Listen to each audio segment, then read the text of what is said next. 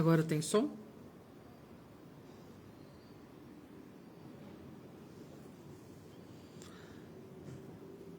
Oi, Dudu! Cara, quanto tempo!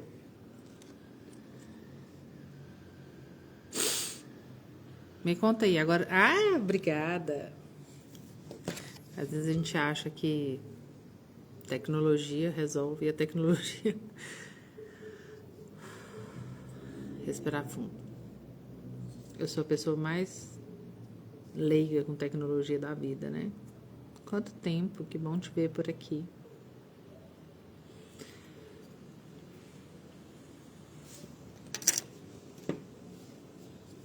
Ai, gente, eu preparei hoje um mundo de informações. Mas eu acho que eu não vou conseguir.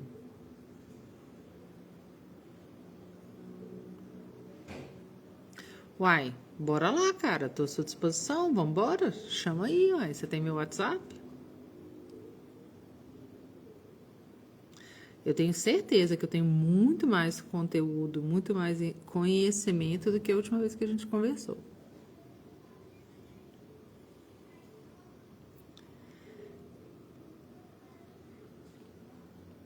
Dudu, meu paciente querido.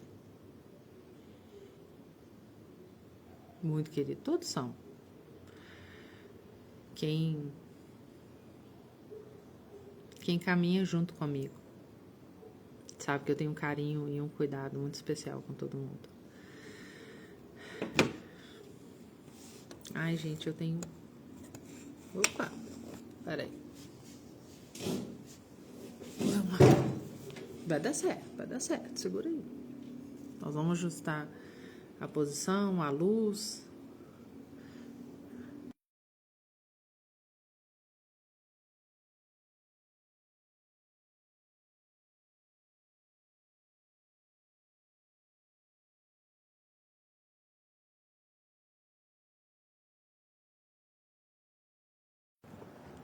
Eu vou só ali apagar aquela luz externa ali. Vocês me segurem aqui que eu já volto. Segura aí.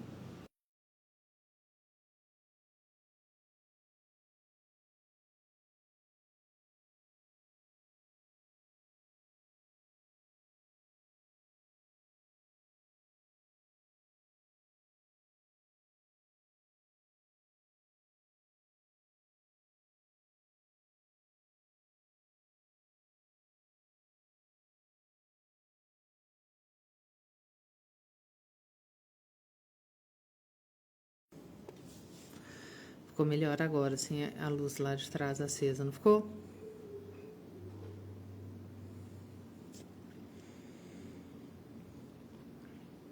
Gente, eu queria agradecer vocês que estão aqui domingueira comigo. Mas eu queria também trazer uma... Valeu, Du.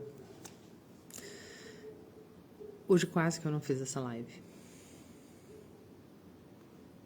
Pensa numa pessoa que teve um dia difícil. Hoje foi assim... Adultos fazem o que tem que fazer, crianças fazem o que querem, sabe? E não que eu não gostaria de estar aqui com vocês. Eu me preparei pra gente estar 30 dias juntos. Só que tem coisas que fogem ao nosso controle, né? Hoje eu tive um problema seríssimo no meu consultório, de vazamento, E eu achei que eu não ia conseguir estar aqui. De verdade. Eu achei que eu não ia conseguir fazer essa live. Mas estou aqui. De corpo, alma e coração. Agora eu vi que tem Ai, gente, tem uma vassoura ali. Peraí.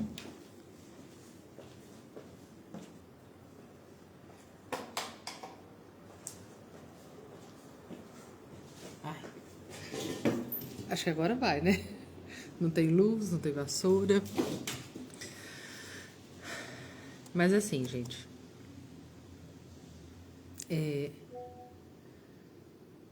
O tempo da nossa live hoje, o tema era para falar sobre dados dentro do autismo. E eu separei assim, né? Dezenas de artigos. Porque eu estudo muito. Obrigada, vida real. Faz parte, né? E na verdade a minha ideia era fazer a live lá dentro da minha casa, mas com tudo que aconteceu hoje, que eu estava contando para vocês, eu achei que eu não ia conseguir fazer essa live. Foi um dia extremamente difícil para mim. Eu tive problemas de vazamento de esgoto no meu consultório. Cara, eu cheguei em casa hoje, sei lá, 7h30 da noite. Eu tava aos prantos. Mesmo. E como eu já tinha anunciado, eu tinha me colocado, e eu tô com uma mentora que tem me ajudado muito, que é a Paula Cassanho. Beijo, Paula. Obrigada. Beijo, Fabi, que me ajudou. Eu falei, não, eu vou entrar, eu vou fazer. E eu vou falar. O mínimo, o máximo, eu vou dar meu máximo aqui, mas assim, gente, hoje pra mim foi um dia assim, nossa, eu queria chegar e deitar e chorar. E foi muito difícil. Quem me conhece, Eric e o Thiago estão aqui, sabem, eu sou madrinha de casamento deles, sabem que eu sou uma pessoa extremamente dedicada. Extremamente dedicada a tudo que eu faço. E isso mexeu muito comigo hoje, porque amanhã eu não vou conseguir atender meus pacientes. Mas vamos embora, né? Vamos tocar a vida, não tá fácil, mas vamos lá. Hoje eu queria falar um pouquinho sobre dados do autismo, porque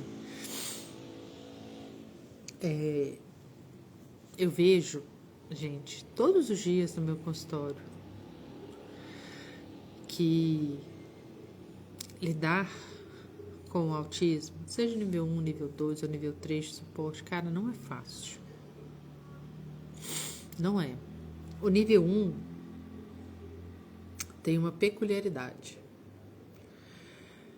que é aquela...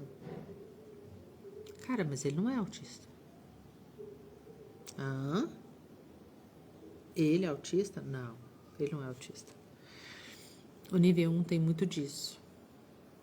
Do estereótipo que eu falei outros dias, que a gente vê. E que, na verdade, ele não existe. A cara do autismo, ela não existe. E a gente precisa...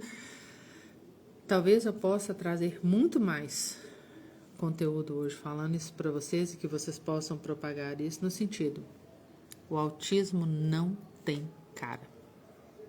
Acho que eu vou pôr o título dessa live aqui hoje: o autismo não tem cara. Por que eu falo isso? Porque criou-se um estereótipo de que a criança autista é aquela que não olha, você chama, ela não responde, ou é aquela criança que vive no mundo dela, totalmente alheia ao mundo real. Mas isso não é real. Mas não é real mesmo. E eu posso falar assim com muita verdade, com muita segurança de quem vive isso. O autismo não tem cara. O autista não é aquela criança que não olha, não é aquela criança que não verbaliza, não é aquela criança que não sente. O autista é a criança do dia a dia. O nível 1 de suporte é. Ele é aquela criança que às vezes conversa demais. Ele é aquela criança que às vezes não tem filtro do que está conversando. Mas ele não é aquela criança que não te olha nos olhos. Ele não é aquela criança totalmente alheia ao mundo. Ele é aquela criança que muitas vezes é taxada como difícil. Ah, ele é difícil. É um menino difícil. E às vezes, gente, a gente rotula de mais ou de menos. Ah, ele é difícil. Ah, ele é autista. Ah, ele é... Não, mas peraí. Por que ele é difícil?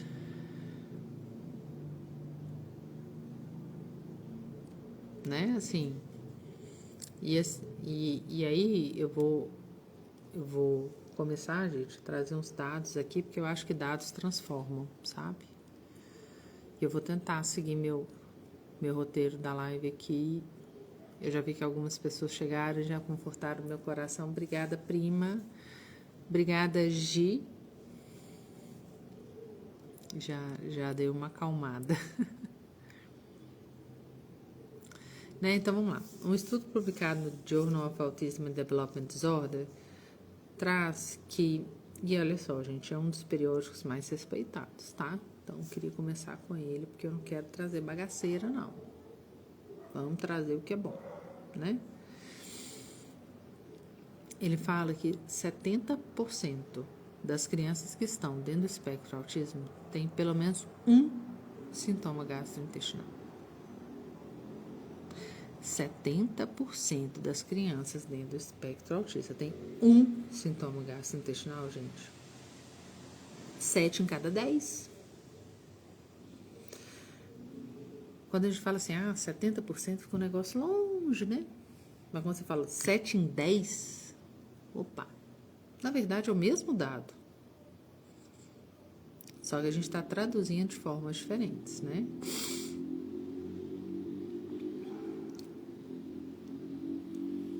Segura aí. 7 em 10 dentro do espectro autista. 70%. Em crianças típicas, 28%. 2 em 10. Percebe a discrepância disso? Percebe porque só nesse primeiro dado a gente consegue abrir os nossos olhos e pensar o quanto isso é grande para nossas crianças. 2 para 10, 7 para 10. Um sintoma, não estou falando de vários. E não estou eu falando, estou falando de dados, tá? E aí a gente traz também que uma revisão sistemática, tá? E isso é importante, a gente vai falar sobre esses tipos de revisões. A gente vai trazer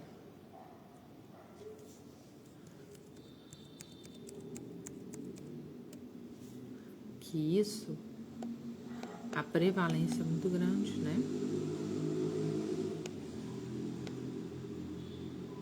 O que é uma revisão sistemática? É um estudo que analisa vários estudos ao mesmo tempo, com maior poder de conclusão. E também chegou a essa conclusão de que 70% das crianças dentro do espectro do autismo tem algum sintoma. Falei com vocês que hoje eu tô nervosa, né? Então, dá um desconto, que eu vou respirar fundo, a coisa vai fluir, daqui a pouco eu chego lá, eu me chego e nós vamos juntos. Vamos caminhar juntos nessa história, tá? Um outro estudo publicado na Pediatrics encontrou que crianças autistas com sintomas intestinais apresentavam scores de comportamento significativamente piores. Outras pesquisas mostram que sintomas gastrointestinais em crianças autistas são frequentemente subdiagnosticados. Cara, isso me dói. Porque é o que eu venho falando com vocês esses dias. Gente, vai chegar num ponto que eu vou ser redundante. Pô, Raquel, tem 30 dias que você tá falando coisas diferentes. E nós vamos trazer informações diferentes a cada dia. Mas eu vou sempre... A gente vai sempre chegar num ponto comum. Num denominador comum. Qual que é esse denominador comum? Nem tudo é na conta do autismo.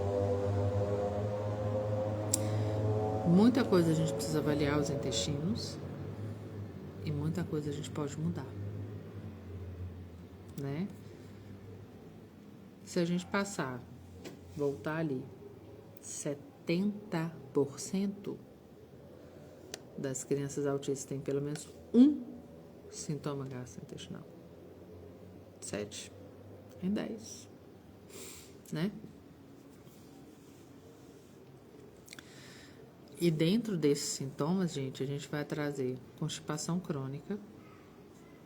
Talvez o problema mais comum e mais subestimado.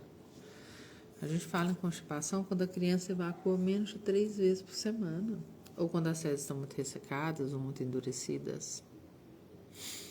Né? Só que aqui dentro do espectro autista a gente tem uma origem multifatorial. Né? E o que é isso? Muitas dessas crianças têm seletividade alimentar. Nós vamos chegar nesse ponto lá na live 26. Nós vamos falar só sobre isso. Mas essa seletividade alimentar, ela reduz drasticamente a ingestão de fibra. Isso diminui o trânsito intestinal. Gente, eu vou falar para vocês agora, não é sobre estatística, não. É o que eu vejo no meu consultório dia a dia. Crianças que comem muito macarrão, arroz e frango. Isso tem fibra? Não tem. Uma aguinha, vambora? Não tem. Né? A baixa ingestão de fibra, a baixa ingestão de água, se você consome fibra, mas não consome água, isso vai causar, também é causa de constipação. E nós falamos ontem, na live 2.2, que virou 3, né? Sobre desbiose. A desbiose é um fator importante, muito importante. Gente, a desbiose altera a motilidade do cólon, que depende de sinalização microbiana. Se o meu cólon não movimenta, eu não vou fazer cocô. Porque eu preciso que o intestino faça esse movimento. E um dos estímulos para que ele faça esse movimento vem da microbiota. Uma desbiose gera uma redução nessa motilidade. Aí, se eu agravo com baixa ingestão de fibra, baixa ingestão hídrica, cara, esse intestino vai parar. E não é porque ele quer. E não é da conta do autismo. É da conta da fisiologia que não tá legal. Aí, eu veio uma coisa aqui na minha cabeça agora. Ah, Raquel, nada na conta do autismo. Não. Muita coisa na conta do autismo. Muita coisa não é. Principalmente no que a gente vai falar de trato gastrointestinal. Tem um estado desbiótico gerando uma constipação, tem um estado desbiótico gerando uma seletividade alimentar, ou tem uma seletividade alimentar gerando um estado desbiótico que vai gerar menor motilidade. Se gerou menor motilidade, gente, vai gerar constipação. Tá? E aí... Ah, tá, mas tá bom, só teve a constipação. Não. A constipação não tratada, gente, beijo. A constipação não tratada, ela vai gerar o quê? aumento de gases, aumento dessa disbiose, distensão abdominal, dor. Vai gerar dor na sua criança. E quando a gente fala em dor, em filho, aí eu vou trazer a mãe, Raquel, pra cá, que ela vai falar assim, mas não aceita dor. Mãe não aceita dor. Nenhuma mãe aceita ver o filho sofrer. Ai, minha barriga tá doendo, encolhe, chore. Esquece, cara. A mãe não vai aceitar isso. Mas se ela não tiver um bom profissional que entenda, que mostre para ela que isso é causa de uma desbiose, vai ficar sofrendo ela e a criança. E isso não está dentro da conta do autismo. Isso está numa disfunção gastrointestinal, entendeu? E aí, nós vamos entrar num outro negócio legal, que não é legal. Né? A gente vai entrar numa criança que tem uma diarreia crônica. Fezes amolecidas, líquidas com frequência, frequentemente subestimado. Ah, não, mas ele só tá com cocô mole, tá tudo certo. Não tá certo. Gente, o cocô da criança depois da introdução alimentar, não tô falando dos primeiros dias, não, tá? Vamos por aí, depois de meses de introdução alimentar, a criança precisa ter um cocô formado. Ensine a sua criança a ter um olhar para o cocô dela. Aqui em casa, o João Ricardo fala, mãe, meu cocô tá bonito. Mãe, meu cocô tá feio. Mãe, olha, acho que o meu cocô hoje tá esquisito. Como é que eu vou dizer isso para vocês? A gente não tem padrão de qualidade para tudo, né? A gente vai ali no supermercado, a gente olha uma fruta, ela tá boa, ela tá bonita, ela tá feia.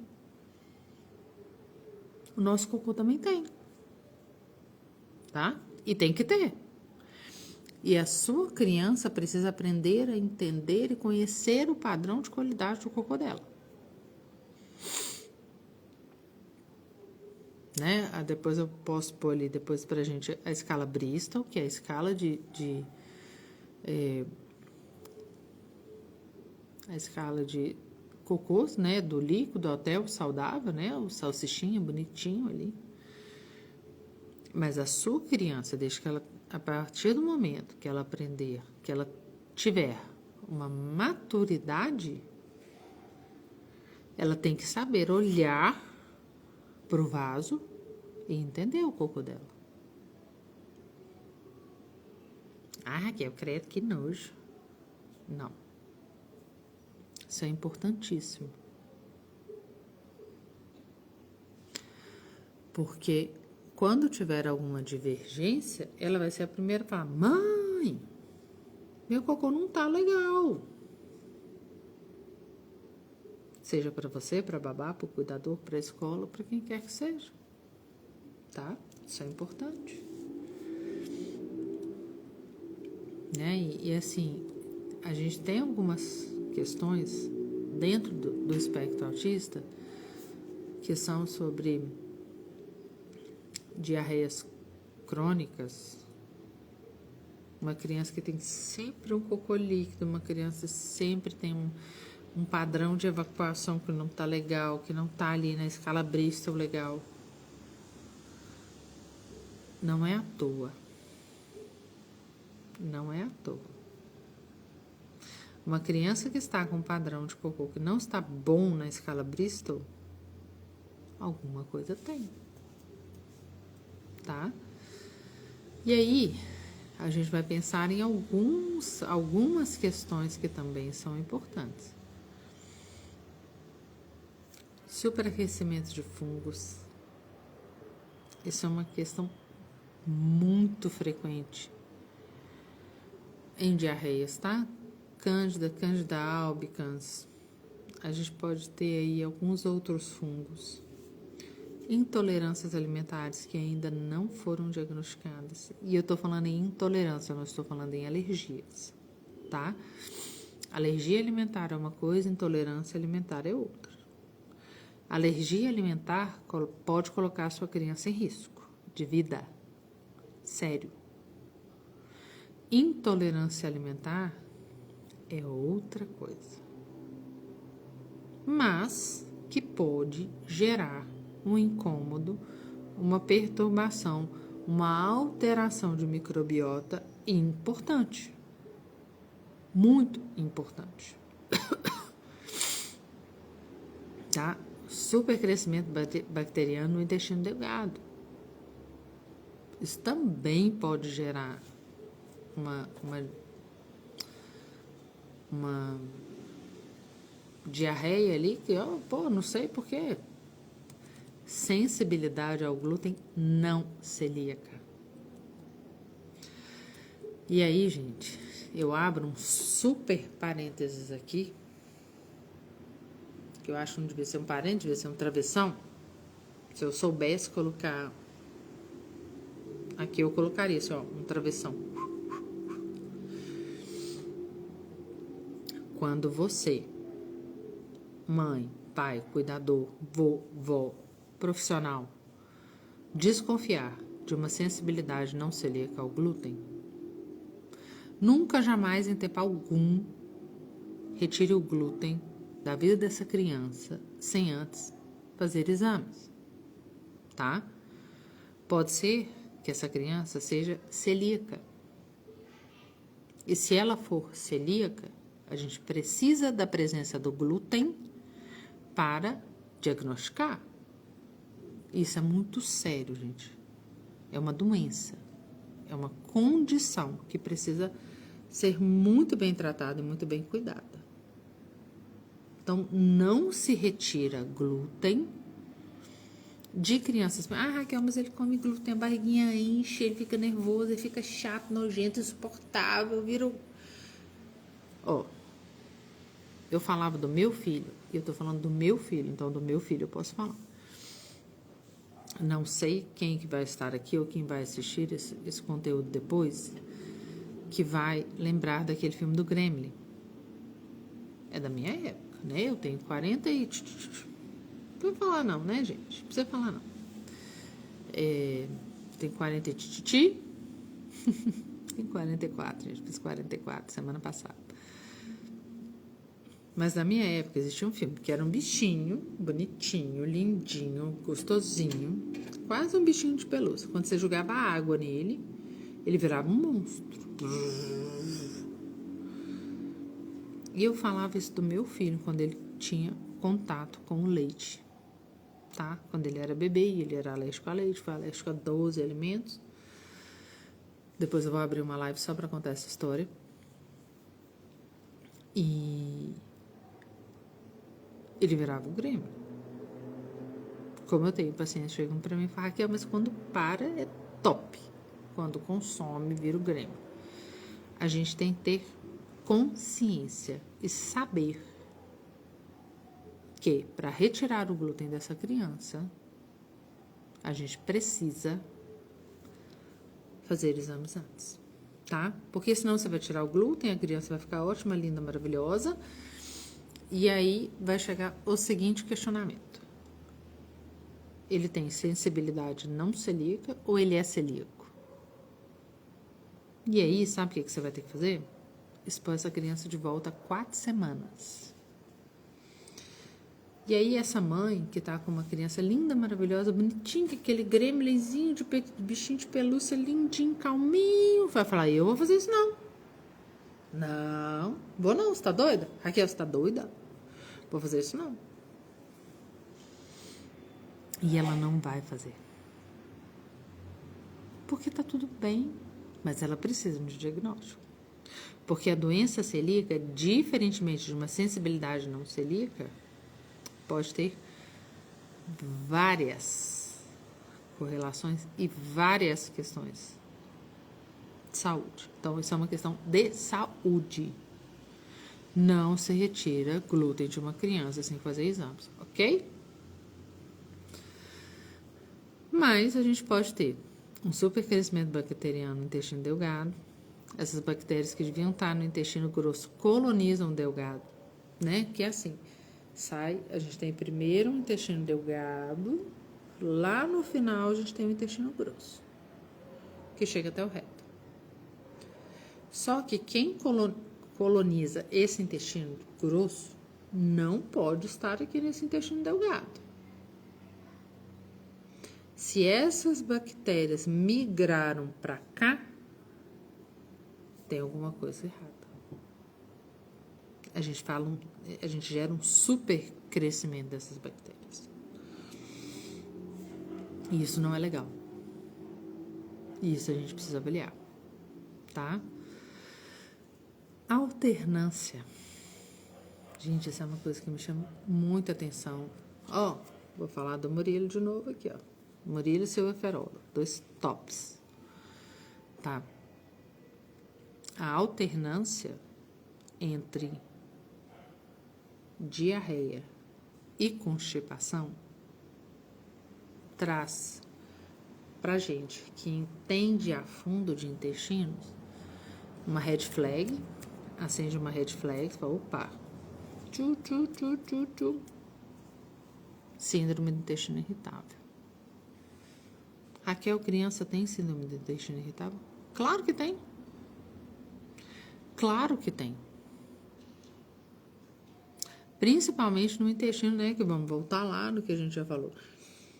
No intestino de uma criança que nasceu de parto cesárea, que não foi amamentado, ou foi amamentado pouco, ou teve uma amamentação mista, teve uma introdução alimentar antecipada.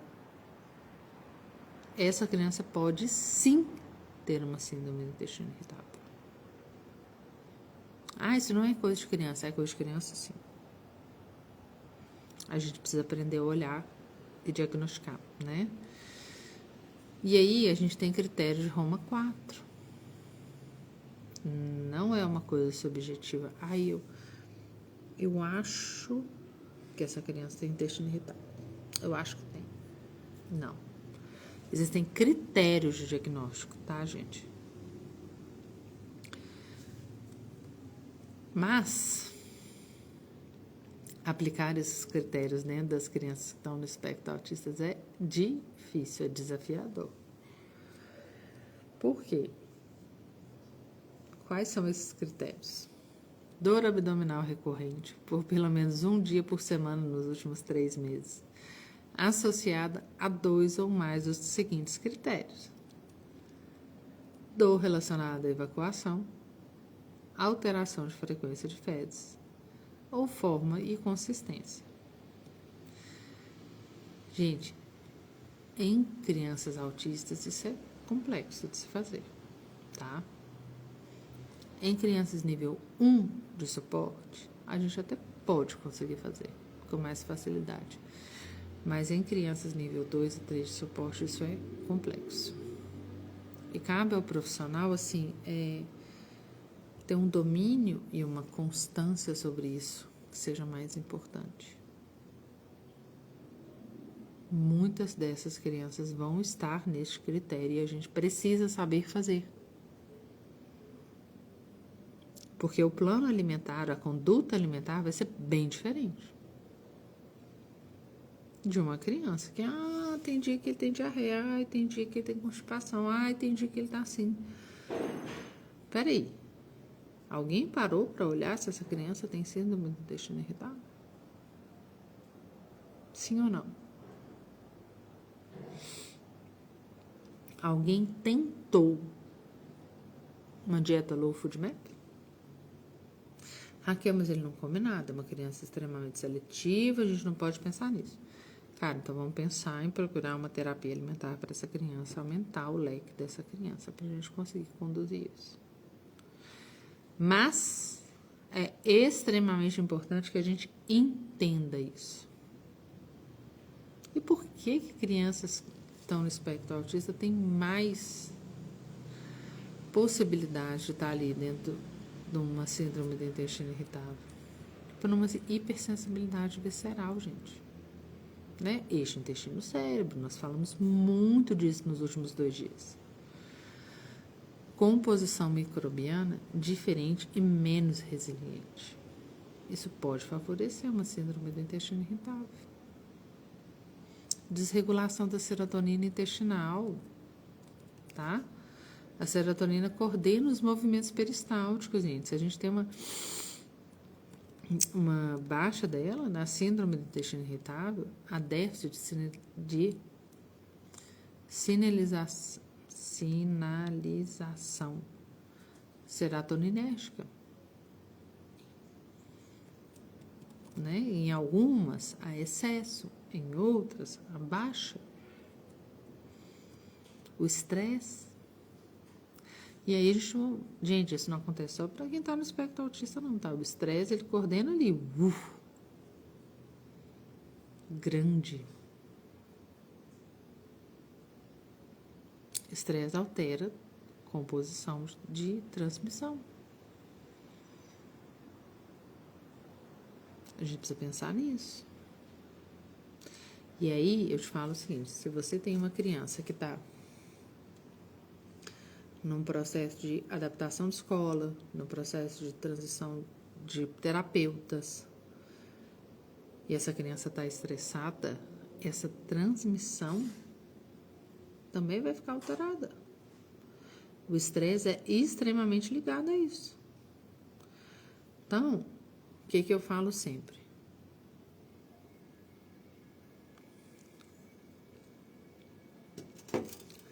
Entenda em que momento a criança que está com você está. Está fazendo uma transição de terapias? Está fazendo uma transição de escola? Mudou de casa? O olhar sistêmico, ele é fundamental. No meu ponto de vista, tá, gente? No que eu entendo como correto. No que eu entendo como certo. Quando você olha o contexto, você consegue falar, opa, tá ali, ó.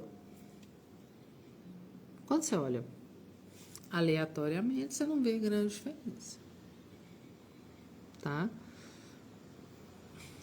E é importante que a gente pense também que muitas dessas crianças vão ter inflamação de baixo grau. Isso também altera a resposta de neurotransmissores, né?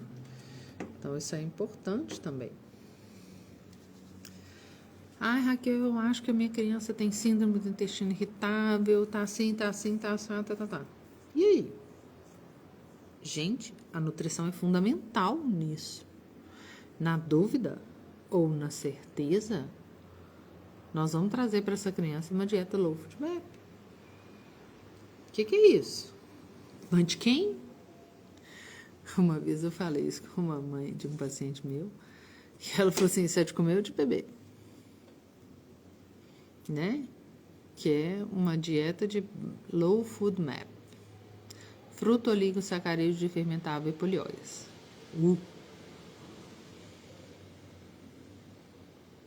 Grande. Mas se você baixa esses FODMAPs na dieta de uma criança que tem um super crescimento bacteriano, que tem uma síndrome do intestino irritável, gente, é assim, ó. E é uma dieta que precisa ser implementada por um bom nutricionista, porque ela tem etapas, tá? E precisa ter. Ela precisa ter a fase de retirada, ela precisa ter a fase de reintrodução e a fase de manutenção. E não é tão simples assim não, tá? Se retira. E cada FODMAP desse, gente, está presente em um tipo de alimento. Eu não vou entrar nisso aqui hoje, porque não daria tempo. Se vocês quiserem, me fala que eu faço uma outra live falando só sobre a dieta low FODMAP. Que ela é sensacional. quando existe a necessidade, ela muda. Você fala, gente, tirou com a mão. E tirou mesmo, porque tirou o que estava incomodando, né? Mas a gente tem outras estratégias também para crianças que têm síndrome do intestino irritável. Prescrição de probióticos, fibras solúveis, redução. Gente, eu vou falar um negócio aqui que parece brincadeira, mas não é, tá? É real. Redução de cafeína. Raquel, mas criança não toma café. Não deveria. Mas tem muitas crianças que tomam. E às vezes, não diretamente no café. Às vezes, no chá verde, no chá preto, no chá mate, que parece simples, bacana e inofensivo e às vezes não é. Tá ali riquíssimo em cafeína. E às vezes fala assim, nossa, mas tomou só um chazinho e... Desculpa. Tomou só um chazinho e ligou no turbo no 540. Aí tomou só o quê? Um chá preto. Um chá mate. Para quem mora no Rio, comum, né? O biscoito Globo e o mate. Mas a gente precisa pensar aí, ó. A síndrome do intestino irritável, ela tem subtipos. E você precisa de um nutricionista para te ajudar a entender isso. Se tem predomínio de diarreia, se tem predomínio de constipação ou alternância, que é o mais comum dentro do espectro autista. Tenha um ótimo profissional para te acompanhar. Isso vai fazer total diferença na vida. Vamos fazer aí uma dieta low food map, vamos entrar com probióticos, cepas específicas, fibras solúveis, refeições com horários, redução de cafeína, que eu acabei de falar, que às vezes a gente nem pensa que a cafeína está presente, né? E diagnóstico com critério de Roma 4 para síndrome do intestino irritável. Isso é importantíssimo. Dor abdominal recorrente é uma coisa que a gente precisa olhar. Refluxo. Traga para o seu profissional, tá? E aí, gente, eu acho que o bloco 2 do que eu separei para a nossa live de hoje, eu vou deixar, vai virar a próxima live. Gente, eu acho que 30 lives eu vou fazer 60. Não? Sabe por quê? Eu tô sentindo que tá ficando muito denso de conteúdo. E eu quero que seja denso de conteúdo para que vocês tenham, daqui a pouco, quando a gente terminar essa série de lives, um conteúdo para procurar, falar, opa, peraí, acho que a síndrome tá ali na live e tal. Então não adianta, eu não vou atropelar as coisas. Eu podia entrar aqui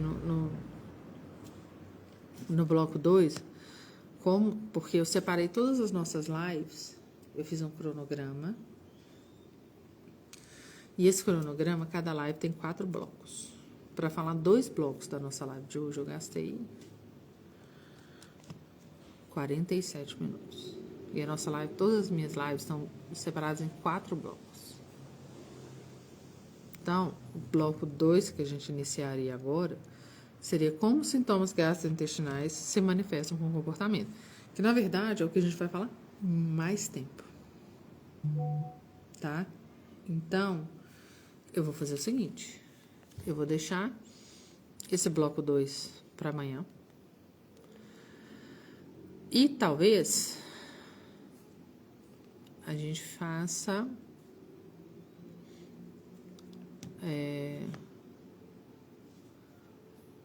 um planejamento melhor, porque eu quero conversar com vocês com calma, apesar de que hoje eu cheguei super nervosa. Eu acho que eu consegui conduzir isso com tranquilidade. Se vocês sentiram isso, me conta. Me conta aqui se eu tô tranquila, se ficou bom, se o áudio ficou bom, se estava tudo bom. E aí a gente começa amanhã. Como eu falei com vocês, hoje o problema estava gigante lá no meu consultório. Mas eu consegui trazer calma, leveza e superação para cá. Então eu acho que hoje a gente traz... amanhã a gente vai falar sobre isso.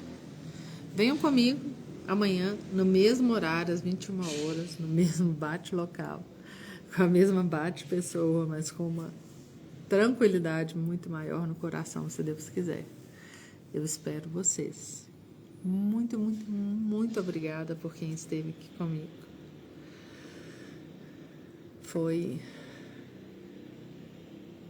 muito bom. Foi muito bom. Tá? Foi muito bom. Muito obrigada. Um beijo grande. Fiquem com Deus. Uma excelente e abençoada semana para cada um de vocês. Nos vemos amanhã, às 21 horas, aqui nesse mesmo Instagram. Beijo!